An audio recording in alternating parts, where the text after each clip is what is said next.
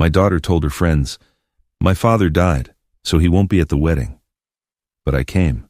When I walked into the ballroom, the guests turned pale, like they'd seen a ghost, and my daughter, boiling with rage, threw a tomato at me. But when I took the microphone, everyone started to cry, not from sorrow, but from the shocking truth. Before we continue, please subscribe to the channel and let us know where you're listening from in the comments. Julia's sleek black Mercedes pulled up to my curb with a screech that echoed down the quiet suburban street, the gravel crunching under the tires like bones underfoot. I was in the kitchen, rinsing a coffee mug when the horn blared, sharp, impatient, like everything else about her these days. I dried my hands on a dish towel and stepped onto the porch. The cool spring air hit my skin, carrying the faint scent of blooming lilacs from the neighbor's yard. The city in late April had that hesitant warmth, but it felt colder today as she got out of the car, her high heels clicking on the cracked driveway. "Dad?" she said, not even bothering with a hello. Her voice was clipped as she adjusted her designer sunglasses. She looked every bit the successful marketing executive. Tailored blazer, pearls at her throat, hair pulled back in a severe bun that screamed control. I forced a smile, motioning her inside. "Julia, what a surprise. Come on in. I just made some coffee." She followed me into the kitchen, her eyes scanning the cluttered countertops, the faded family photos stuck to the fridge with magnets from old vacations. One showed her as a little girl, a gap-toothed grin wedged between her mother and me at the state fair. She didn't look at it. Instead, she set her purse down with a thud and crossed her arms. "Look, Dad, I don't have much time. The wedding is in a month and, well, I need to talk to you about it. I poured her a cup, sliding it across the table. "Sure, honey. What's on your mind? Need help with something?" My voice stayed even, patient. It had been this way ever since I lost Helen 10 years ago. Steady, for Julia's sake.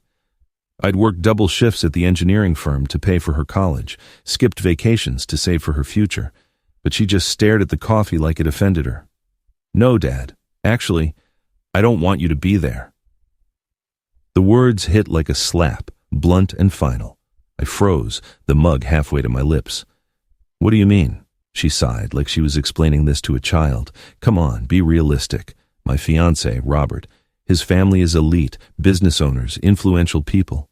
The venue is an exclusive downtown club, crystal chandeliers, waiters in tuxedos. You'd stick out completely in your old suit. It's embarrassing." Her tone sharpened, her eyes narrowed. "You look homeless half the time, no offense, but I can't have that at my wedding." The kitchen seemed to shrink, the air thick with her perfume, something expensive and floral that clashed with the simple smell of my instant coffee. I set the mug down, carefully, my knuckles white on the rim of the table. "Embarrassing? Julia, I'm your father. I raised you after Mom died. Remember how I used part of the insurance money for your tuition at that fancy marketing school? Skipped meals so you could have those classes?" She rolled her eyes, waving a manicured hand. "Oh, please, don't start with the sob story again. That was ages ago. This is my life now, my big day. I deserve it to be perfect, without you dragging it down." She pulled the wedding invitation from her purse, thick cream-colored cardstock with gold embossing, and tossed it on the table like trash. It slid toward me, one corner crumpling. Anger bubbled up, hot and unfamiliar. I'd always been the patient one, the fixer. But this, dragging it down, is that what I am to you now? A burden? Because I don't drive a Mercedes or hobnob with the rich? My voice rose, echoing off the linoleum. I stood up, the chair scraping back. Julia stepped toward me, her face flushing. "Yes, exactly. You're a relic, Dad. Stay home. Watch TV, whatever. Just don't ruin this for me." She grabbed her purse, but I blocked the doorway. Not aggressively, just enough to make her pause. "You think you can just erase me? After everything?" A memory flashed. Her at 16, sobbing over a broken heart, me holding her all night.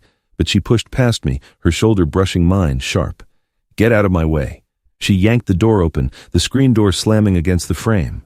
Outside, she turned, eyes blazing. "And don't even think about showing up. If you do, I'll have security drag you out." The engine roared to life as she slammed the car door, tires squealing as she sped off, leaving a cloud of dust that settled slowly on my porch. I just stood there, staring at the empty street, the invitation still on the table like a bad joke. My fists clenched, resolution hardening like steel in a forge. This wasn't over. Not by a long shot. The silence in the house was oppressive after she left, as heavy as the fading rumble of her car. I stood in the doorway for a moment. The cool evening breeze filtered through the screen door, carrying the distant hum of freeway traffic. My heart was pounding, not just with anger, but with a clarity I hadn't felt in years. Slowly, I walked back to the kitchen, my steps soft on the worn floor. The invitation lay there, mocking me with its elegance. I picked it up, my fingers tracing the gold lettering. May 30th. The downtown grand ballroom, a world away from my modest living room, with its sagging couch and bookshelves full of dusty engineering textbooks. I sank onto the couch, the springs creaking under my weight, and reached for the framed photo on the side table. It was one of the last ones with Helen, Julia between us, maybe 8 years old, all pigtails and giggles at a picnic in the park. The edges were faded from years of being handled, but the smiles were sharp in my mind. I set it in my lap, staring at her young face. "What happened to you, kid?" I muttered to the empty room, my voice low and rough. The memories flooded in, uninvited but insistent. After the cancer took Helen, I'd promised Julia everything. "We'll get through this, honey," I'd told her that night in the hospital waiting room, her small hand in mine as the machines beeped their final farewell. I sold our bigger house downtown to pay for the treatments. We moved out here to the suburbs where the mortgage was cheaper. I worked extra shifts at the firm, designing bridges while my own life was falling apart. And when Julia dreamed of college, I dipped into the savings, $50,000 earmarked for her future, including that wedding fund I'd set aside. "For your special day," I told her at her graduation, handing her the first check. She'd hugged me then, tears in her eyes. "Thanks, Dad. You're the best." But that hug felt like a ghost now. I leaned back, the photo cold against my palms. Another flash. Her 18th birthday. Me surprising her with a used car I'd fixed up myself. She'd squealed, jumped in, and driven off with friends, waving. I'd waved back, proud. Yet here I was, labeled an embarrassment, because I didn't fit into her new world of luxury and status. The anger simmered, but it shifted into something colder, more calculated. Justice, not just rage. She wanted to hide me? Fine. But I would show up, uninvited, and I would make sure they all saw the truth. I stood pacing the dimming room as the sun set, casting long shadows across the carpet. From the coffee table drawer, I pulled a notebook, an old habit from my engineering days for sketching schematics. Now it would hold a plan. I sat back down, the pen scratching against the paper. "Attend the wedding," I wrote first, underlining it. "Gather proof. Old letters, photos, hints of her greed, her snubs over the years, ignored calls, missed visits. That 50,000 her promise. She'd been hinting about it lately like she was entitled. Not anymore. A sliver of doubt crept in, brief as a shadow. Was I being too harsh? She was my only daughter, the last piece of Helen. But no, the betrayal cut too deep. I gripped the pen tighter, the ink flowing steadier. "Speak at the reception," I added, picturing the mic in my hand, the faces turning. Not to destroy her, but to reveal, to let her fiancé, her elite, see the real Julia. The clock ticked toward evening. The house grew quieter. I folded the notebook, put it away, and headed for the bedroom, turning off the lights one by one. As I lay in bed, staring at the cracks in the ceiling that traced like forgotten roads, my mind raced ahead. Tomorrow, I'd start preparing. This wedding was going to be unforgettable, for all the wrong reasons she imagined. The alarm went off at dawn, jarring me from a restless sleep where dreams of Helen and Julia mixed like old photographs in a drawer. I slapped it off. The room was still dim with the pre-dawn gray, filtering through the curtains. My mind latched onto last night's resolve, that notebook tucked under my pillow like a talisman. I swung my legs over the side of the bed, feet hitting the cold wood, and went down to the kitchen, the house feeling emptier than usual. The silence was broken only by the drip of the faucet I kept meaning to fix. I started the coffee maker. The gurgle and hiss grounded me as the steam rose, carrying that familiar bitter scent. While it brewed, I pulled my old laptop from the corner desk, a clunker from my engineering days, the screen smudged with fingerprints. I hadn't slept well. Thoughts of Julia's words replayed like a bad recording. Embarrassing, she'd said. Well, let's see what she was planning without me. I booted it up, the fan whirring like an accusation, and logged onto Instagram. Julia's profile popped up first. I'd followed her years ago, though she rarely posted anything personal anymore, just polished glimpses of her life. I scrolled slowly, mug in hand, the warm ceramic heating my palms. Her feed was a parade of perfection. Brunch photos with her fiancé, Robert, at trendy downtown spots, outfit posts in mirrored elevators, cryptic teases about the big day. There, one from a week ago, a close-up of a gold-embossed invitation cropped just enough to hide details. The caption, Countdown to Forever, Sterling Thomas Wedding 25. My stomach twisted. No mention of family, just hashtags and emojis. I clicked on her stories, the archived highlights, a video clip, her touring a venue, laughing with a wedding planner. This ballroom is a dream, she gushed on the audio as she panned over crystal chandeliers hanging like icicles in a grand hall. I paused it, zooming in on the background, a sign for the downtown Grand Hotel. That luxury hotel in the heart of the city, plush, no doubt, with marble floors and river views, perfect for her elite. I set my mug down, grabbing my notebook from the counter where I'd left it last night. Pen in hand, I jotted down, venue, downtown Grand Ballroom, date, May 30th. The ink flowed steadily, each letter a small act of defiance.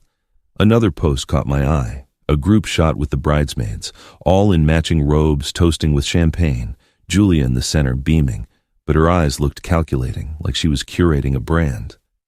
Family and friends making magic, the caption read. Family. I snorted softly.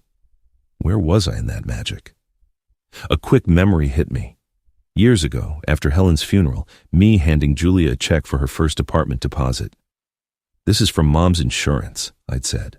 She'd want you to be settled. Julia had hugged me tight then. Now, this exclusion felt like a slap. I searched Facebook. Her profile was linked there too. More details emerged. A pinned event page, semi-private but visible to me. Hints of the guest list, RSVPs from Robert's business partners. No invite for Dad, of course. My fingers tightened on the mouse, clicking faster. A photo of the menu mock-up, caviar appetizers, filet mignon, all on the $50,000 I'd promised her. The thought fueled me. She's building a fairy tale on lies, I muttered to the empty kitchen, voice low but sharp. I noted the time. Cocktails at 5 p.m., reception to follow. Enough time to slip in unseen? The thought flickered, but I pushed it away. Focus on the facts. One last look. A story from her fiancé, Robert. Tagging the hotel's account. Confirmed. Downtown Grand, May 30th, 2025. The spring flowers outside their windows in the photos matched the city's late bloom this year. The sun was up now, casting a golden light across the desk, illuminating dust motes dancing like forgotten confetti. I leaned back, the notebook full of scribbles, addresses, times, even a rough guest estimate from the likes. This wasn't just attending, this was arming myself. But how far would I take this? A whisper of hesitation. Helen would want forgiveness. No, I dismissed it. Justice first. I closed the laptop with a firm snap. The screen's glow died, but that spark in my eyes remained, pulling me toward the day ahead. That morning's discoveries simmered all week, like coffee left sitting too long. Bitter, but keeping me alert. The days stretched out in a rhythm of distraction, each one a way to temper the anger without letting it boil over. After closing the laptop, I'd gone for my usual walk around the lake path. The trail wound past benches where families picnicked, their chatter a stark reminder of what I'd lost. I walked fast, gravel crunching, replaying those Instagram images in my head, the pieces of the plan fitting together like one of my old blueprints. Back home, I busied myself with repairs, tightening that dripping faucet, finally, the water splashing as I tested it, painting the porch railings white, the smell of fresh paint cutting through the spring pollen in the air.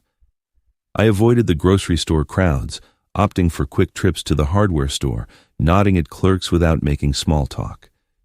Evenings blurred into TV static and half-read books, my mind always returning to May 30th. By early May, the lilacs had fully bloomed, their purple clusters bobbing in the breeze as I hammered a loose board on the porch steps. The physical work helped, each nail driven home with a solid thwack, channeling the hurt into something solid. A memory surfaced mid-swing, Helen and Margaret laughing over iced tea in this very yard, planning Julia's baby shower decades ago. Margaret had been a rock after the loss, calling monthly, but I hadn't heard from her in weeks. Julia's influence, maybe. Then, that Friday afternoon, as I wiped sweat from my forehead and stepped inside for water, the phone rang, its old-fashioned landline trill piercing the quiet house like an alarm. I glanced at the caller ID, Margaret. Odd timing. I picked it up, the cord stretching as I leaned against the counter. Hello, Margaret. David? Oh my goodness, is that really you? Her voice was shaky, laced with disbelief, an edge to it that sounded like she'd been crying. I froze, the water glass halfway to my lips. Yeah, it's me. What's wrong? You sound upset. There was a pause, her breath hitching on the other end of the line. I thought you were gone. Dead. My daughter told me, said she heard it straight from Julia. Some accident, they said. I've been mourning you, David. I sent flowers to your address, but there was no answer. Why would she say that? The glass slipped from my hand, shattering on the linoleum with a crash that echoed my shock. Water splashed over my shoes. Dead? Julia told that lie? My words came out choked, fury rising like bile. A quick flash. Julia as a teen, Margaret baking cookies with Helen while I fixed her car. Old ties, now twisted. Margaret sighed, her tone softening with concern. Yes, honey. Julia called her last week, very casual. Dad passed away suddenly. Keep it quiet. My girl believed her. Why wouldn't she? But I just had to call, just in case. Are you okay? What on earth is going on? I gripped the counter, knuckles white, shards crunching under my feet as I shifted. I'm fine, Margaret, more than fine. Julia, she's ashamed of me. Didn't want me at her wedding, so she erased me. But this? Faking my death? My voice cracked slightly, then steadied. Please, don't tell anyone I'm alive, not yet. Let her get tangled in her own web for a bit. She hesitated, then whispered, All right, if that's what you need. But be careful, David. This isn't like her. Or is it? Helen would be heartbroken. Call me if you need me. Click. The kitchen spun for a moment, the silence returning, thicker now. Dead. She had declared me dead to avoid embarrassment. I paced the room, my steps heavy. The anger crystallized into something sharper, a vow. She thought she could bury me. I would be resurrected at that wedding, with the truth in tow. But how to make it hurt? The ideas flooded in, the microphone, the guests' eyes. I stopped at the window, staring out at the green blur of the yard, my breath fogging the glass. I slammed the drawer shut after rummaging for my old address book. The wood rattled in the quiet kitchen, where Margaret's words still hung like a bad dream. Dead. Julia had painted me as gone, buried under her ambition. No more simmering. It was time to act. I sat back down at the computer, fingers flying across the keys as I searched for wedding planners in the city. The screen filled with options, splashy websites promising dream days, portfolios of smiling couples under chandeliers. One caught my eye. Elegant Affairs, a downtown firm with glowing reviews for elite events at venues like the Downtown Grand. Their site boasted of handling high society nuptials with discretion. Discretion. Ha! If they only knew the whole story. I picked up the phone, dialing the first number on the list. It rang twice before a cheerful voice answered. Elegant Affairs, how can I help make your day magical? Hello, I said, keeping my tone even, though my grip tightened on the receiver. I'm calling to inquire about a wedding you're planning for May 30th at the Downtown Grand. Julia Thomas and Robert Sterling. A pause. Sir, we don't discuss client details over the phone. May I take a message? I pushed. It's urgent, a family matter. Could I speak to the manager? She transferred me after a hesitant, one moment. The hold music tinkled like wedding bells, mocking. Then, a brisk female voice. "This is Carla, the head planner. How can I help you?" I launched in, voice steady. "Carla, my name is David Thomas, Julia's father. I need to meet you in person. It's about her contract." "No details yet?" "Hook them." She sighed audibly. "We're on a very tight schedule, Mr. Thomas, but fine. Come by today at 2 p.m., Main Street, Suite 300. We'll see you then." I hung up, heart pounding, a quick glance at the clock. Noon. Time to move. I grabbed my keys, the notebook tucked in my jacket, and headed out. The drive downtown was 20 minutes, traffic light on the freeway, the spring sun glinting off the city skyline. Billboards flew by, insurance ads, smiling families, twisting the knife. Parking in a nearby garage, I walked the bustling street, suits rushing past coffee shops, the air buzzing with city energy. The office building loomed, all glass facade reflecting the clouds. I rode the elevator up, stomach churning. Suite 300. Elegant affairs. Gold lettering on frosted glass. I stepped inside, greeted by soft lighting and walls full of framed wedding photos, dresses flowing like rivers, cakes towering high. Carla emerged from a back room, mid-40s, sharp bob haircut, clipboard in hand. "Mr. Thomas, follow me." She led me to a sterile conference room, a long table littered with fabric swatches and portfolios. We sat. She, arms crossed, expectant. I leaned forward, pulling out the invitation Julia had thrown down.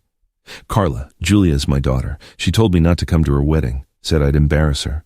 Then I find out she's been telling friends, family, that I'm dead, all to avoid me on her perfect day." Her eyes widened briefly. Sympathy flickered before the professionalism snapped back. "That's unfortunate. But how does this involve us?" "Cancel her contract," I urged, voice rising slightly. "She's building this on lies. I funded half her life, college, that $50,000 for the wedding after my wife died." A flash. Julia at Helen's grave, me promising, "We'll honor Mom with your dreams." Now this. Carla shook her head, pursing her lips. "Mr. Thomas, I'm sorry for your pain, truly.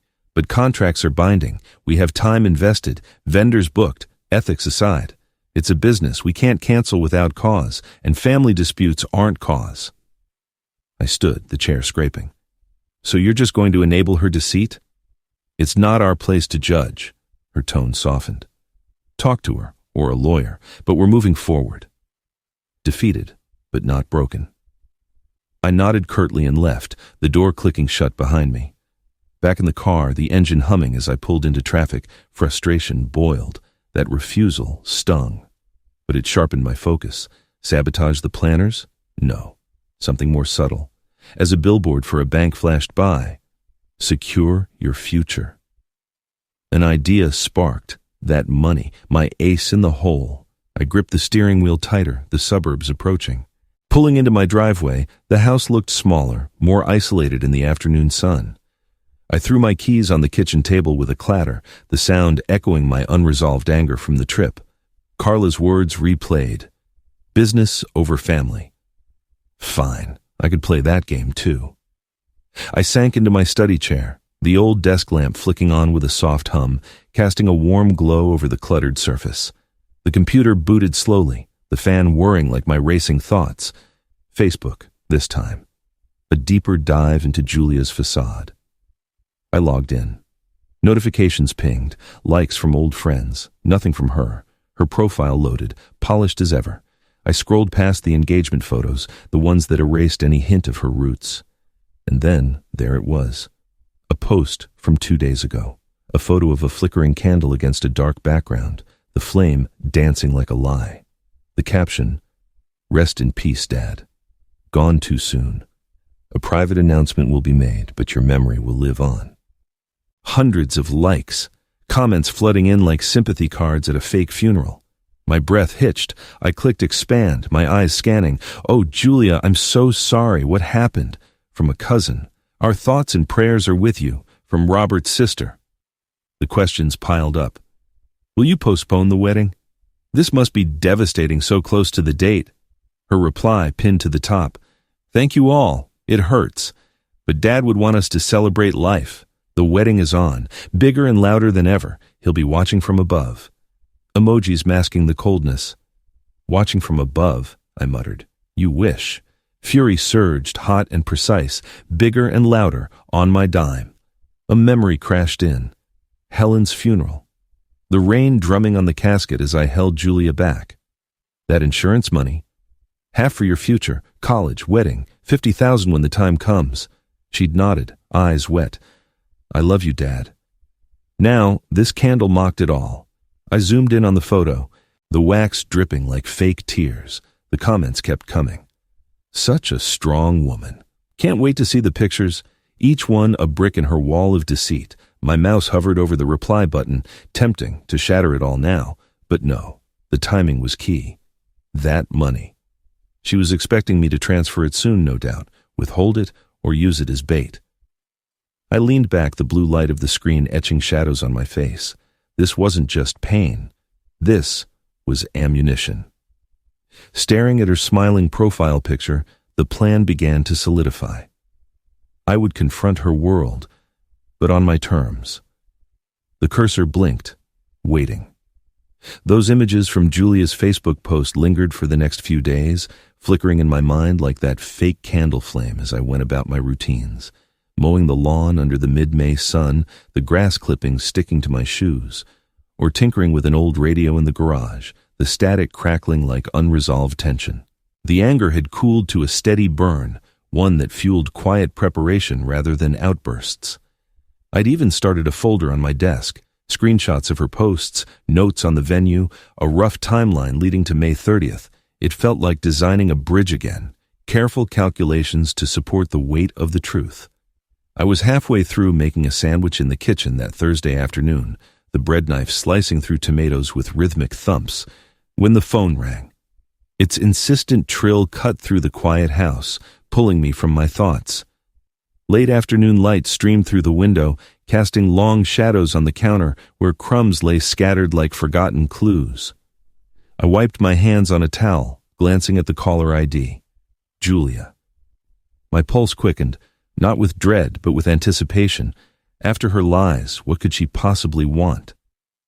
I let it ring twice more, took a deep breath, and picked up. "Hello?" I said, my voice even, leaning against the counter, the cool tile pressing through my socks. "Dad? Oh, thank God you're there." Her words tumbled out, frantic, laced with a desperation I'd never heard from her before.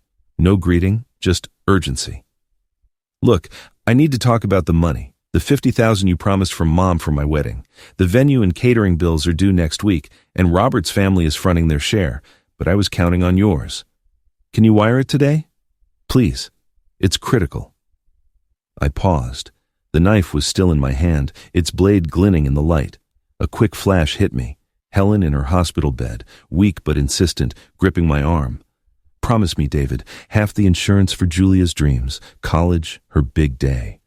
I'd felt the tears blurring her face. "I promise." Now Julia's voice pulled me back to the present, pleading, but with an edge of entitlement. "No, Julia," I replied calmly, setting the knife down with a soft clink. "I'm not sending a dime." "What? Why not?" Her tone sharpened, panic cracking through like ice under weight. "You promised. It's my wedding. Everything is booked. Without that money, it could fall apart. The hotel deposit is non-refundable, and the caterer—" "Dad, don't do this. You're being selfish." "Selfish?" The word hung there, absurd after her deceptions.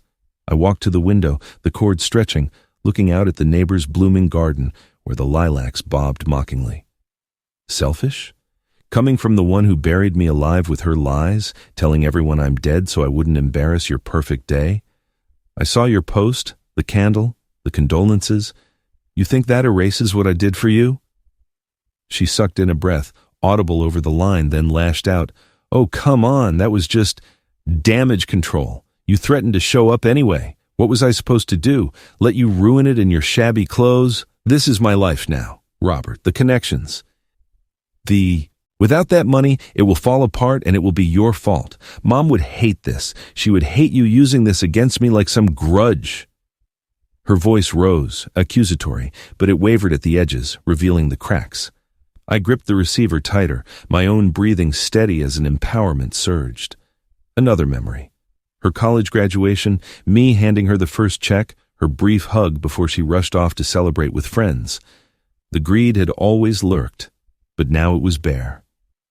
Mom would hate the lies, Julia. You crossed a line. No money. Fix your own mess. You can't. Wait. Dad, please. Think about it. I'll invite you, okay? Just send the transfer. The desperation peaked, her words rushing like a dam breaking. I stopped pacing. A sense of control washed over me, cool and firm. Goodbye, Julia. I hung up, the click final, decisive, resonating in the quiet kitchen. Setting the phone gently on the counter, I exhaled, watching the dust motes dance in the fading light. Her panic lingered in the air, a validation that shifted the power. For the first time, I felt the scales tip. But what would her next move be? My mind went to the folder on the desk, ideas churning as the sandwich lay forgotten. A few days later, Julia's desperate call still faintly echoing in my thoughts, I was pushing a shopping cart down the aisles of the grocery store on the edge of town.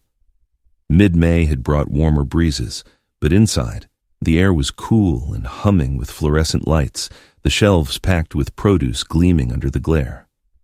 I was stocking up on basics, bread, milk, a few cans of soup, keeping my routines anchored amid the coming storm. The cart's wheels squeaked softly as I turned into the fruit section, reaching for a bunch of bananas, when a familiar voice stopped me cold. David? Is that you? I looked up. My heart jumped.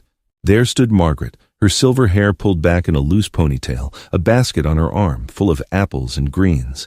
She wore a simple cardigan over jeans, her eyes wide with surprise behind wire-rimmed glasses. The aisle buzzed around us, shoppers chatting, a kid whining nearby. But in that moment, it all narrowed to just us. Margaret, I said, a genuine smile breaking through despite everything. Small world. It's been a while. She set her basket down, moving in for a quick hug that smelled like lavender soap, warm and reassuring. More than a while. After our call, I half expected you to have actually disappeared. What brings you out here?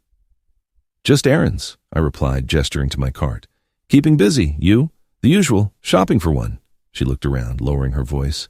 Listen, we should catch up properly. Not here, among the melons. How about coffee? There's that little shop downtown. In 2 hours? I finished up here and met her. I nodded.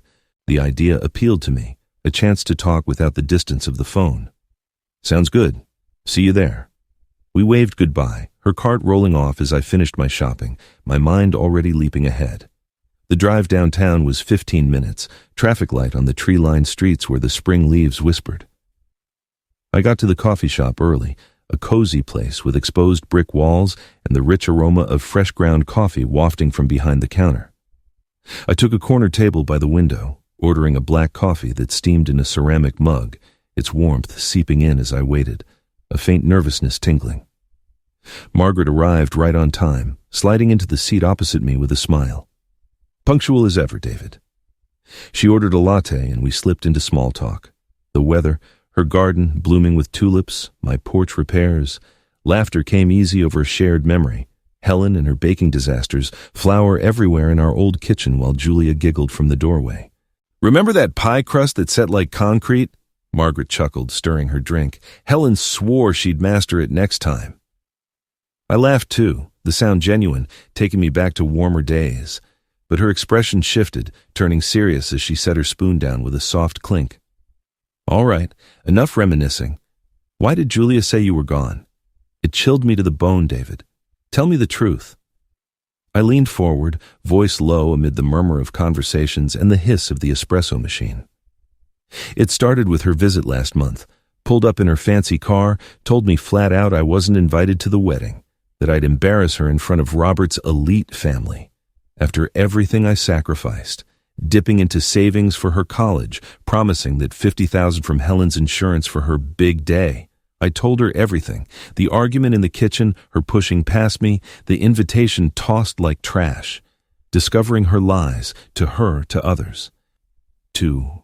The wedding planner's refusal, that candle post on Facebook, faking my death, and finally, her panicked call, demanding the money. My answer? No. Every detail unspooled in measured words, her eyes widened with empathy, her hand occasionally touching mine in silent support. Margaret listened, her face clouding with concern, then outrage. She faked your death? That's not just cruel. It's demented. Helen would be devastated. Denying her the funds is a start, but it's not enough, David. Her true colors need to be shown, publicly. At the wedding, maybe. Let everyone see the real Julia, the one who discards family for status. I nodded slowly, the idea resonating, stoking that spark of empowerment. You're right. I've been planning something similar, to expose it all, fairly. We talked strategy briefly, subtle, not destructive, her support a firm beam. As we finished, she hugged me again at the door. You have an ally here. Call any time. Ito. Driving home, the sun low and painting the suburbs gold, I gripped the wheel. The alliance with Margaret fueling the plan like new blueprints. The ideas churned, stronger now. But Julia's desperation hinted at more confrontation ahead. The engine's hum carried me toward whatever intrusion waited next as the sun set, casting long shadows across the dash. My thoughts lingered on Margaret's words during the drive home. Her outrage mirrored my own, solidifying the path ahead. The alliance felt like a silent anchor in the storm Julia had created, the ideas of exposure sharpening with every mile. The suburbs unfolded, familiar tree-lined streets giving way to my quiet neighborhood, where the lawns were neatly trimmed and evening dog walkers nodded as they passed. I turned onto my street, the engine's hum fading as I coasted into the driveway, the gravel crunching under the tires like a warning. There, parked crookedly in front of my garage, was Julia's black Mercedes, gleaming under the porch light like an unwelcome intruder. My grip tightened on the wheel, the satisfaction from the coffee shop evaporating in a jolt of weariness. Now what? I parked beside her, cutting the engine. The sudden silence amplified the tick-tick-tick of the cooling motor. Before I could unbuckle, she was out of her car, the door slamming shut with a metallic thunk that echoed down the street. Her face was flushed, makeup slightly smudged like she'd been crying or fuming on the drive over. "Dad, finally! I've been waiting here for an hour!" she yelled, stalking toward me as I got out, her heels sinking into the gravel. "You hang up on me like that? After everything? The bills are piling up. The caterer called today, threatening to pull out if we don't pay the rest. Robert's family is furious. They think I'm unreliable. Give me the money, Dad. You owe me." I shut my car door softly, keys jingling in my hand, her words hitting like wind against a steady bridge. A brief flash, Julia at 10, demanding a new bike after breaking hers, tears turning to tantrums until Helen caved. Same old patterns. I said nothing, just motioned toward the house, turning to unlock the front door. She followed me, her voice pitching higher, frantic edges cracking through. "Please, Dad, I'm begging you. Without that $50,000, the whole thing falls apart. Do you want that? To ruin my life over some grudge? Mom promised. It's mine by right." She grabbed my arm lightly as we stepped inside, the screen door creaking shut behind us. The familiar smell of wood wax clashed with her expensive perfume. The living room felt smaller with her energy filling it, the photos on the walls watching like silent witnesses. I pulled away gently, moving toward the desk in the corner where my folder lay hidden under some papers. Her pleas continued, a barrage of accusations and begging. "You're heartless. All those years I put up with your boring life, and now you sabotage my happiness. Robert might call the whole thing off. His parents are already whispering, just wire it or give it to me." I drove all the way out here. Silence was my shield, every word from her fueling my resolve. I reached into the drawer, my fingers brushing the envelope I'd prepared earlier in the week. A thick one, sealed, her name scribbled on it. It felt heavy in my hand, promising but deceptive. I turned, holding it out to her, wordless. Her eyes went wide, snatching it from me eagerly, ripping the flap to peek inside. The next day, my phone would buzz with a text from her. "Deposited. Thanks."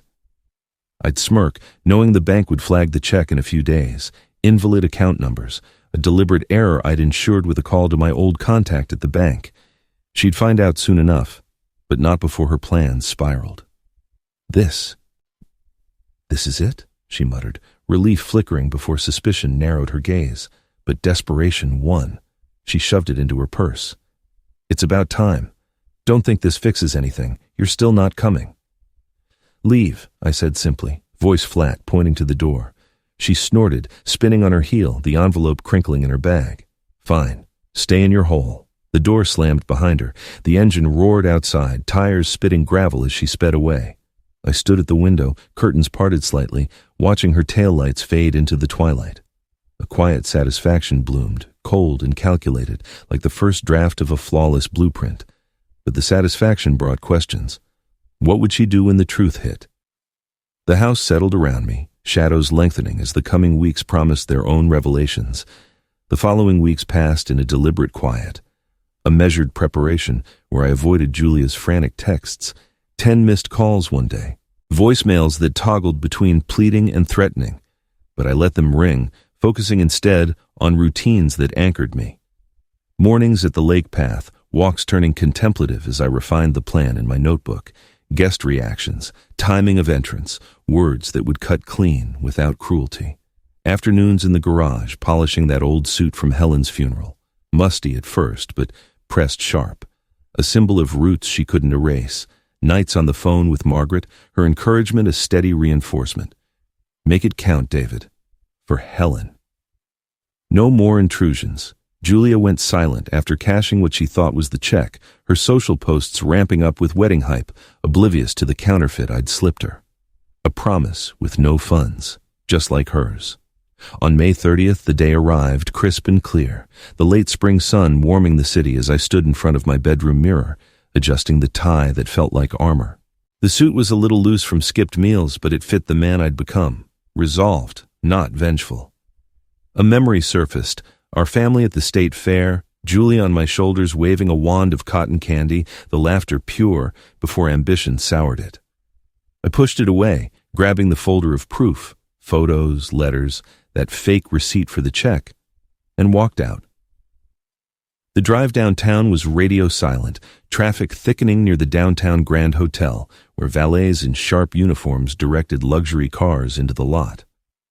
I parked a block away, heart steady, slipping the folder into my inner pocket like a hidden schematic, approaching the grand entrance. The marble steps gleamed under the chandeliers visible through the glass doors. I blended in with the arriving guests, tuxedos and evening gowns flowing like a river of status. But at the door, security loomed. 2 large men in black suits checking invitations on a tablet. "Invitation, sir?" one asked, eyeing my dated attire with a raised eyebrow. I patted my pockets, feigning. "Must have left it in the car. I'm the bride's father, David Thomas." The other one snorted softly. "Nice try. We have orders about potential crashers. Move along." Rejected.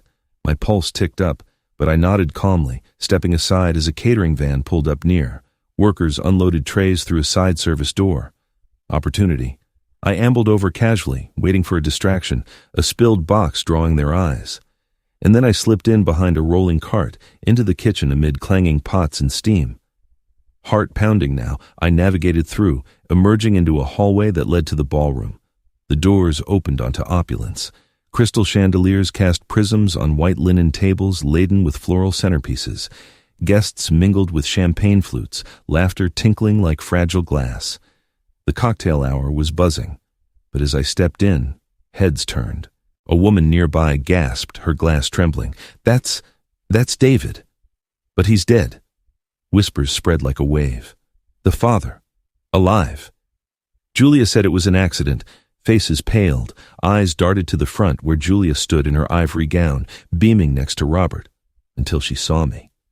Her smile froze, the color drained from her face, then flooded back in a rush of rage. "Dad, what the hell are you doing here?" she hissed, stalking forward, her voice rising to a shriek that silenced the room. "Security! Get him out! He's ruining everything! I told you not to come!" The guests murmured louder. "Is that really him?" "She said he passed. Why would she lie?" She grabbed a cherry tomato from a nearby salad tray, launching it impulsively, the red orb arcing through the air, splattering against my suit with a wet thwack. Chaos erupted, gasps, some laughter, but I stood my ground, wiping the juice from my lapel, eyes locked on hers, the microphone on the reception table calling like destiny. The tomato juice dripped down my lapel, warm and sticky, but I didn't flinch. I just wiped it away with a deliberate sweep of my hand, the acidic smell cutting through the room's floral perfume. The chaos swirled, guests whispering frantically, security moving in. But I locked my eyes on Julia, Her face contorted in fury, and felt a steady calm settle like the foundation of a well-built bridge. No retreat. This was the moment. I moved forward through the parting crowd, my steps echoing on the marble floor, the chandeliers above flickering like faltering stars as heads turned in stunned silence. Reaching the stage, I took the microphone from its stand, the cool metal grounding me, a faint hum of feedback cutting the tension. Julia lunged a step, hissing through clenched teeth. "Stop this now! You're destroying everything!" But I tapped the mic gently.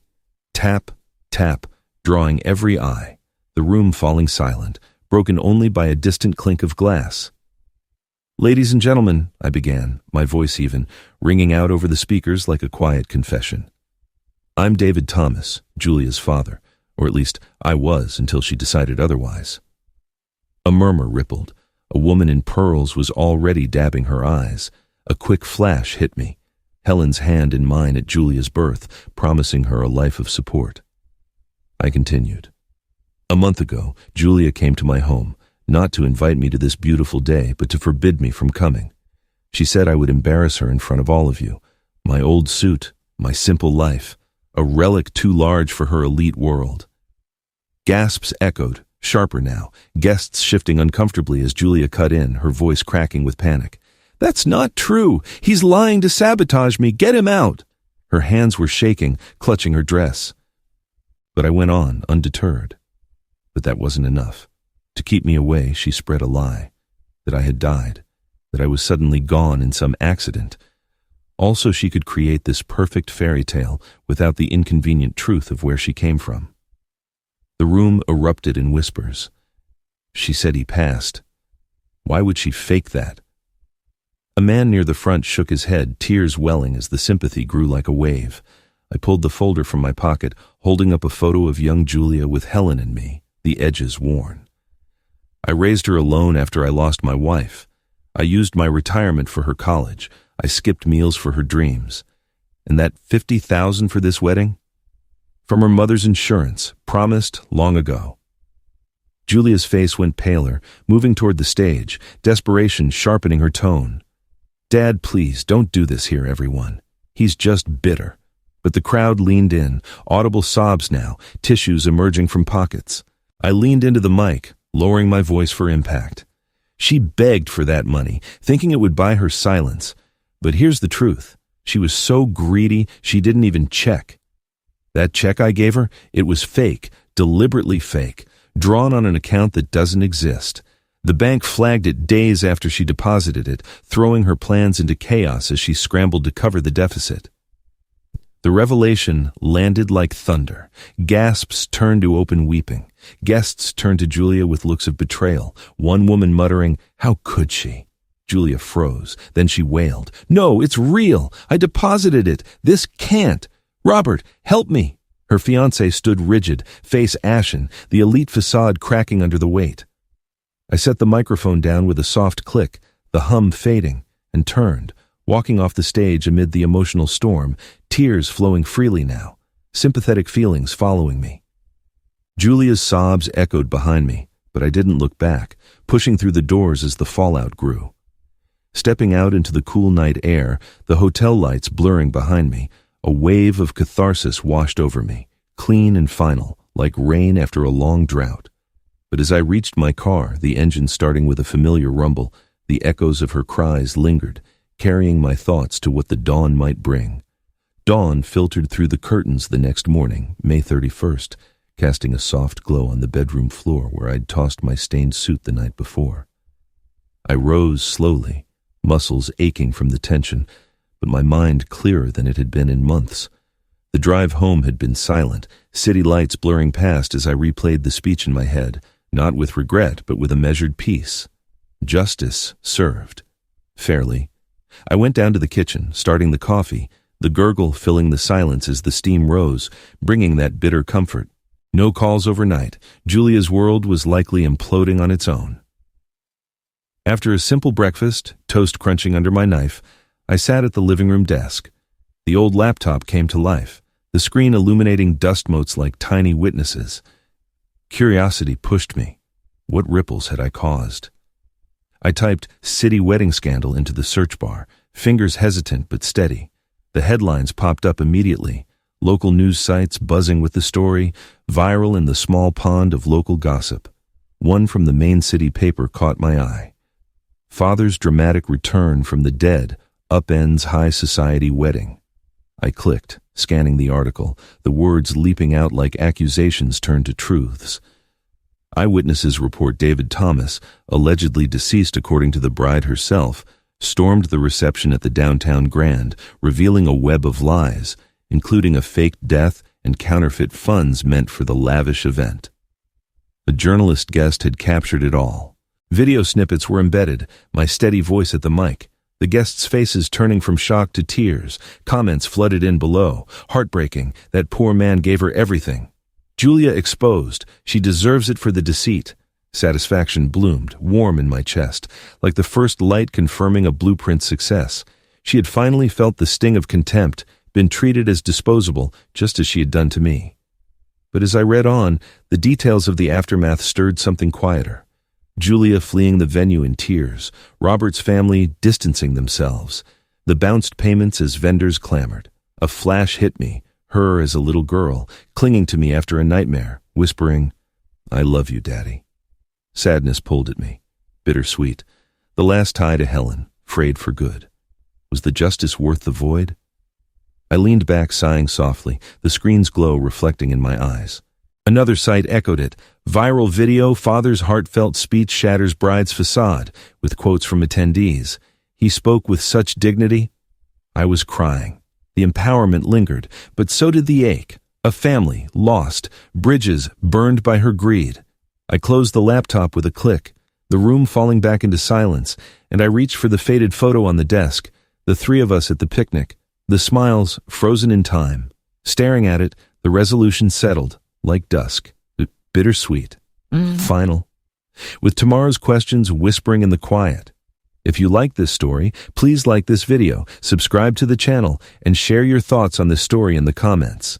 To hear the next story, click the box on the left. Thanks for listening.